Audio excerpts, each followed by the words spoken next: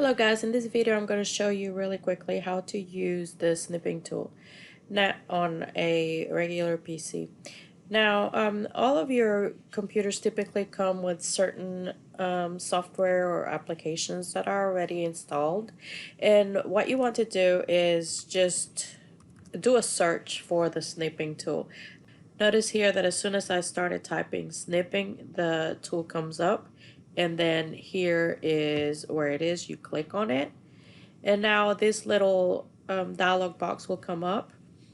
I just go to new, and now all my screen will turn in this kind of grayish color, and this is where I can just go ahead and highlight whatever, make a box, whatever you want to snip. Now this has converted that part of the screen, whatever I highlighted, into a JPEG.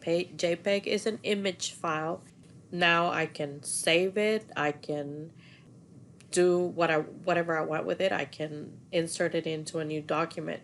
What I'm gonna do, instead of saving it, because I don't just want the image, I can hit copy. To do copy, I can just hit Control C or go to edit, and notice here as well that it says Control C. Notice also that I can click on here and edit with Paint 3D. Paint 3D is another app that comes with your software. If your computer is a little old, then it would be just Paint. I'm going to show you how to use Paint in a different video, but for now you can just see that I can immediately go to Paint 3D or just Paint in this, and I can just do a copy. So let's say I just click copy on here. Now the image is copied to my clipboard. Let's say I wanted to add that to a regular document. This is just using Word. And to paste, I can right click and hit paste here, and the image will come up.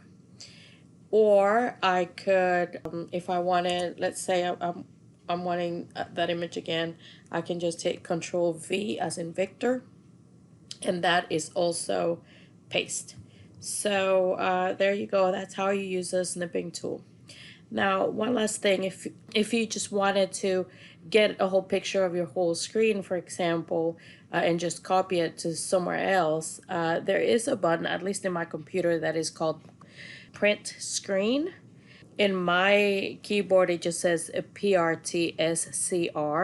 So I click on that, and that has copied that screen. And let's say I do a paste, and notice that it will print my whole screen, or it will paste my whole screen there.